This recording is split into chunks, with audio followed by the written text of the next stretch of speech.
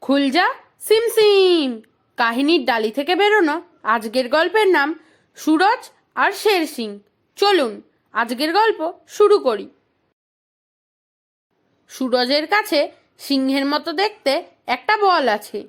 সে তাকে শের সিং বলে ডাকে। একদিন সুরজ আর শের সিং পার্কে খেলছিল। শের সিং হাওয়ায় উড়ল, তারপর সোজা চলে গিয়ে পড়ল ছপাত। একটা কুকুর শের সিংয়ের কান ধরে ঝাঁকালো। শের সিং নিজের হাত খুলল। সে কুকুরের মুখ খুলে লাফ দিয়ে বেরিয়ে গেল। সে একটা স্লিপের উপর পড়ল, সু করে নিচে গড়িয়ে গেল। তার পিছনে একটা মোটা ছেলে গড়াচ্ছিল। ধুম! শের সিং তার নিচে চিপটে গেল। শের সিং মোটুকে চিমটি কাটল।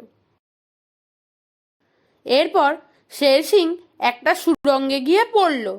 সেখানে সে গোল গোল গোল ঘুরে বেড়ালো। যখন সে সুড়ঙ্গ থেকে বেরিয়ে এলো, তখন সে কাকে খুঁজে পেল? সুরজ।